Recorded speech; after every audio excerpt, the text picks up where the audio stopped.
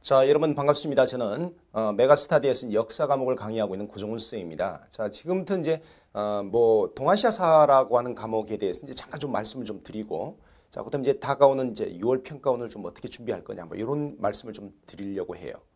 자, 여러분 이 동아시아사라고 하는 과목은 그 신설 과목입니다. 그래서 그 전에 이제 역사 과목에 이제 세 과목이 있었는데 국사하고 근현대사라 한국 근현대사라고 하는 과목이 한국 근현대사 중심으로 이제 재편이 되면서 지금 이제 한국사라고 하는 과목이 만들어졌습니다. 그래서 지금 한국사라고 하는 과목이 사실은 70% 정도, 75% 정도는 이제 기존의 근현대사라고 하는 과목과 같은 과목이고요.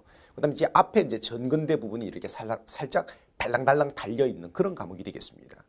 앞으로 이제 평가원 시험을 쳐보면 아시겠지만 20문제 중에서 5문제는 전근대 쪽에서 나오고 그다음 이제 15문제는 이제 근현대 쪽에서 나오기 때문에 기존의 그 근현대사라고 하는 과목과 같은 과목이다 이렇게 보셔도 무방합니다.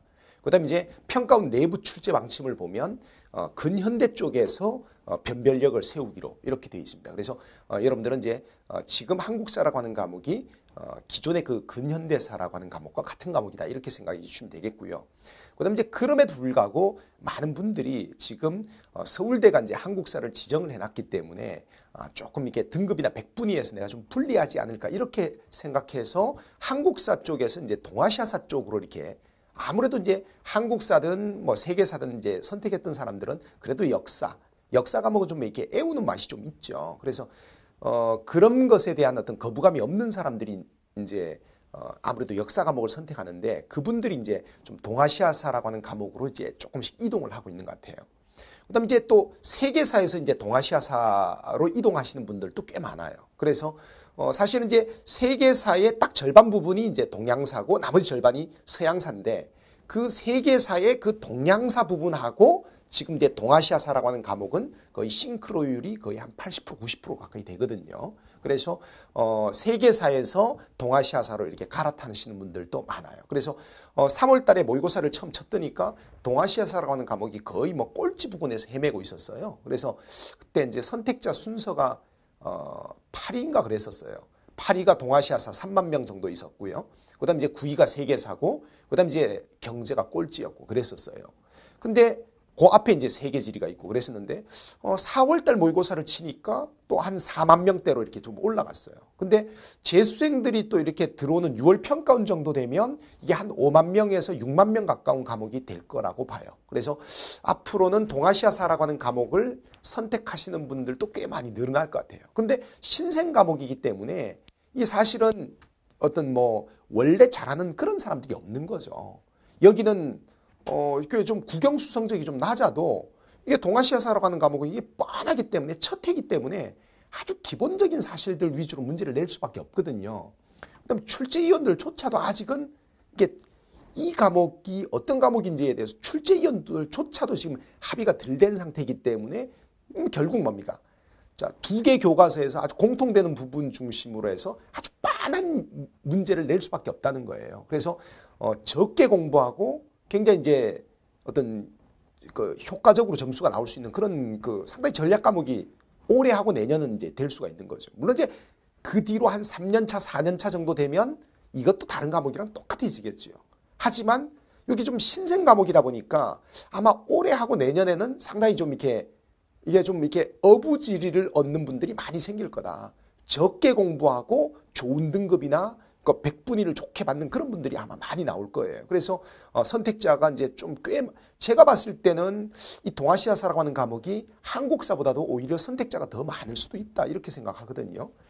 그다음에 이제 또 일단 정서적으로 거부감 별로 없어요. 세계사 하면은 일단 저 먼 유럽의 역사가 나오기 때문에 정서적으로 조금 이렇게 거리감이 좀 있는데 여기는 지금 다 한중일 역사거든요. 한중일 역사에다 베트남사가 살짝 달려 있는 건데 한중일 역사가 이 동아시아사라고 하는 과목의 거의 90% 95%입니다. 그래서 우리한테 이제 정서적으로 우리가 이제 중국사나 일본사는 좀 그래도 대충 어깨너머로 들은 게 좀 있잖아요. 그래서 그런 게 이제 조금 이제 상당히 이제 정서적으로는 좀 이렇게 친숙한 과목이다. 뭐 이렇게 볼 수가 있겠습니다. 그다음 이제 뭐 앞으로는 또 이제 중학교 때 가서 중학교 때 이제 이번 교육 과정에 의하면 중학교 때 이런 걸 또 배우게 돼 있거든요. 그래서 이제 앞으로는 이제 선택자 많이 늘어날 건데 선택자 많이 늘어나면 다 똑같아지는 거고요. 올해하고 내년 같은 경우에는 신생 과목의 어떤 효과가 나타나는 시기이기 때문에 상당히 좀 이렇게 적게 공부하고 이렇게 좀 좋게 좀 등급이 나오는 그런 어부지리를 얻는 사람들이 꽤 많이 나올 수 있는 뭐 그런 어떤 약간 좀 로또 같은 그런 과목이라고 봐야 되겠습니다. 알겠죠? 자, 그다음에 이제 제가 아까 계속 말씀드리지만 이게 이제 동아시아사라고 하는 과목은 기본적으로 이게 관계사입니다. 교류사입니다. 이게 뭐 세계사라고 하는 과목은 한중일의 역사를 이제 팩트 중심으로 이제 공부를 하지만 이 동아시아사라고 하는 과목은 한중일의 역사를 이게 서로 이제 문명 교류, 서로 이제 영향을 주고받고 그다음에 이제 같음과 다름을 이게 지금 현재 한중일이 다른 어떤 그 서양 세계 또는 뭡니까 이게 어떤 다른 그 외부 세계와 보면 또 이제 우리만의 어떤 공통점이 꽤 있어요. 그다음 그렇지만 또 디테일하게 들어가 보면 우리 한중일이 같은 동아시아 문화권이지만 또 서로 이제 문화적으로나 정서적으로 또 차이점들이 또 꽤 있습니다.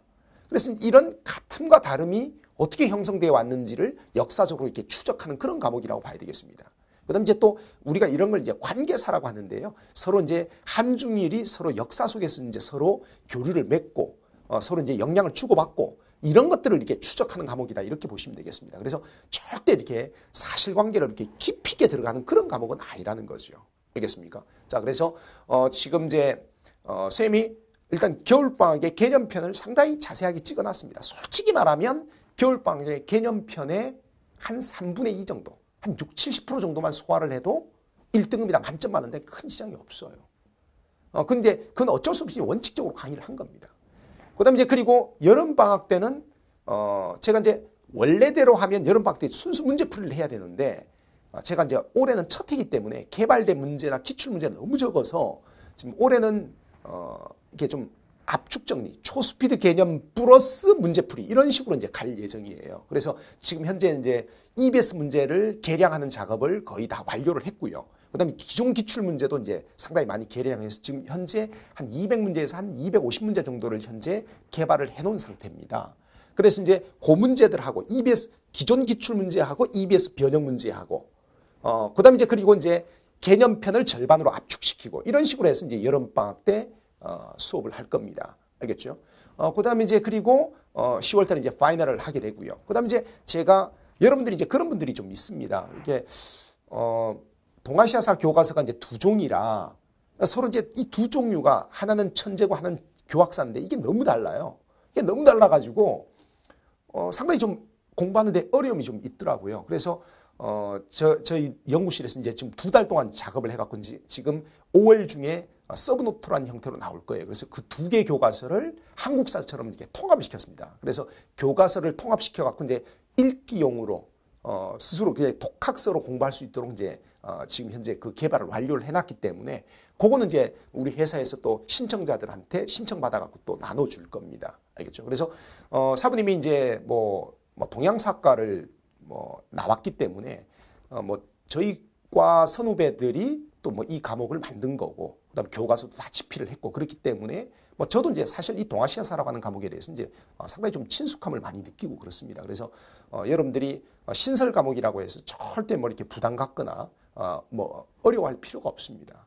충분히 적게 공부하고 진짜 이렇게 다른 데서 공부하는 것보다 한 반의 반 정도만 공부해도 충분히 1등급 정도를 받을 수 있도록 제가 이렇게 어떤 커리큘럼 구성하고 그다음 이제 강좌를 구성을 할 겁니다. 자, 여러분 이번 여러분들이 이제 단기 목표는 이제 여름 방학이 아니라 사실은 이제 6월 평가원이죠. 그래서 이제 6월 평가원의 전범위는 아닙니다. 그래서 전체 범위의 한 3분의 2 정도가 해당이 되는데요. 그 시험 범위까지 개념편 수업을 이렇게 듣고 그리고 나서 이제 시험을 치면 사실은 이제 6월 평가원과 9월 평가원을 보시면 요게 거의 수능과 거의 출제 위원도 비슷하고 거의 겹치기 때문에 이게 6월 평가원이나 9월 평가원이 이게 미니 수능이라고 생각하고 이제 준비를 하시면 되거든요. 그래서 이 동아시아사는 이번 6월 평가원이 굉장히 중요하다. 그래서 이제 6월 평가원을 한번 쳐보시고 나서 이건 내가 충분히 할 수 있겠다, 자신 있다라고 하면 요 동아시아사로 전략적으로 갈아타셔도 충분히 하실 수 있을 겁니다. 그리고 이 동아시아사는요 늦게 뛰어들어도 6월 평가원 이후에 뛰어들어도 충분히 가능합니다. 왜? 신설 과목이기 때문에 그렇게 공부 깊이가 깊지가 않습니다. 뭐 교사들이나 선생님들조차도 이게 사실은 참 맥을 잘 못 잡고 있는 실정이기 때문에 그렇게 이렇게 깊이 있는 문제가 나올 수가 없어요.